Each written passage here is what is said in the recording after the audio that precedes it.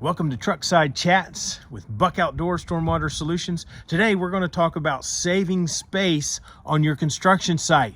We'll be back with an awesome conversation here at the Truckside.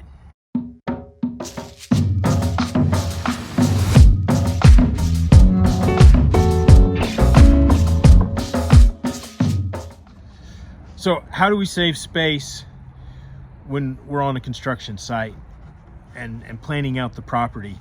This is becoming more and more of a popular discussion.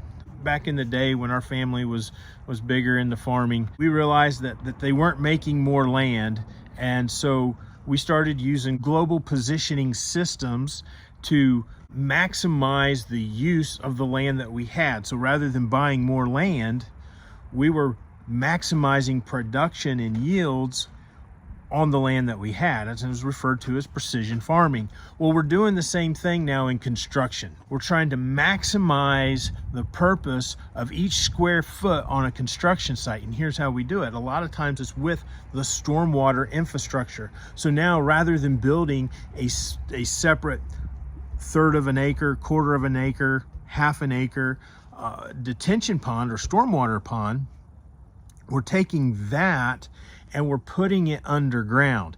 Usually it's put underground where there's a parking lot over it.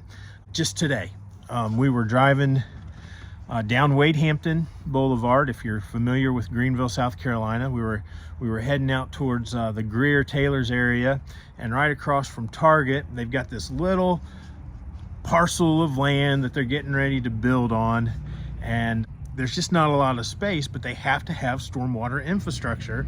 And there's all these yellow domes stacked in about 4 or 5 piles there on this property. And what that is those are going to be put underground. They'll dig out probably about 6 feet deep, maybe a little bit more, put these domes connected to each other. And what happens now is there's a cistern underground. It's much like a septic tank.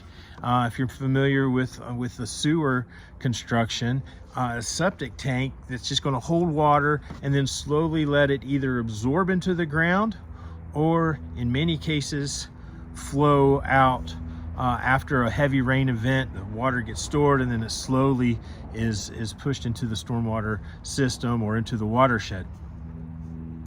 This is a great way to make the best use of your property. Now, here's what you need to keep in mind once that's installed. At the closeout, it has to be inspected. Make sure that everything's put in right. This is how you keep your warranties in place.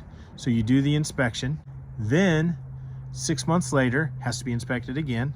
6 months after that, it has to be inspected again. So we're a year out now from the construction closeout. And then every 12 months, there has to be a new inspection, and that's how the warranties are preserved on these stormwater tanks.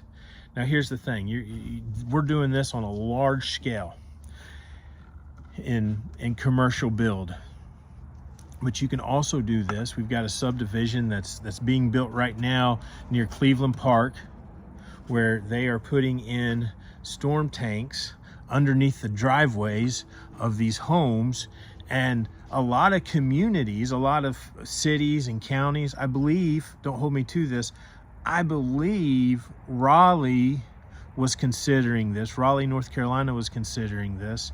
And then in Chicago, this is kind of where the white papers of this, how do you reuse this water. Whole Foods in Chicago that they've done this in, and they're using that water before it leaves. They've got it so that it doesn't leave as quickly off site, and then they're flushing toilets with it, so it's non-drinkable water. They're irrigating the landscape around the outside of the building with this, and that's preserving water. You can do the same on your residential home at a much smaller scale.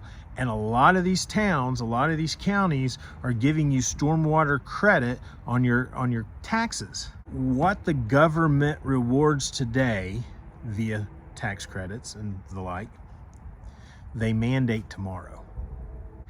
I fully believe that new construction on homes will have to have these stormwater tanks. That's my prediction. I believe it. I believe that you're going to start seeing more and more of this, and on a large scale with commercial sites. I think it usually, when you build the construction, the upfront cost, it's especially on these larger constructions, it's more expensive. However, long term, the long-term maintenance, you're going to save a little bit of money there. I mean, you're not mowing every 6 months on a detention pond. Instead, you're now pumping this thing out once every, it depends on your site. I mean, you could be having to pump it out if you've got it on your driveway at the house, and you're blowing grass onto your parking lot, on your driveway. You're blowing grass from your yard. You're gonna have to pump that thing out quite a bit. But if you're talking about a large commercial site, you know, these tanks are huge. They can take a lot of sediment on, you know, 10, 15, 20 years before you have to pump them out. And that's a whole lot easier to do than getting an excavator in and dredging it out. And then, you know, you're not paying that twice a year mowing on that pond. So long term, it saves you money. Short term, it gets pretty expensive. So all in all, you know, owning a site long term, it's probably a wash if you own that site long enough. But again, the idea though is precision construction. So the savings, the reason you're going to do something like this is to increase the amount of usable space on your property. So underground storm tanks, something that you're going to see more and more of. So when you're driving down the road and you see these yellow domes on construction sites, you now know that is underground storm tank that's going to go in. And this is the new thing. It's been around for a while. I shouldn't say it's the new thing. It's the new popular thing. But we enjoy working on them. Each one's a little bit different, and I'm a stormwater geek, but I enjoy watching them go in, and then I enjoy being able to inspect them when it's done. Sometimes we'll run a camera in, and I've popped the manhole cover, or harnessed up, put the oxygen stuff on, and gone in and done confined space entry on these places. They're cool. I mean, they're spacious. And again, I'm a stormwater geek, so not everybody's going to get as thrilled about underground storm tanks as I am. But now at least you know, and you can wax eloquently as you drive by these yellow domes and explain to your co-workers that the site across the way, they are saving land, and they are making their property more usable, and you'll know all about it and be the amazing guy at the water cooler at work. You're watching Buck Outdoors Stormwater Solutions. There goes the train. Norfolk Southern. Let's hope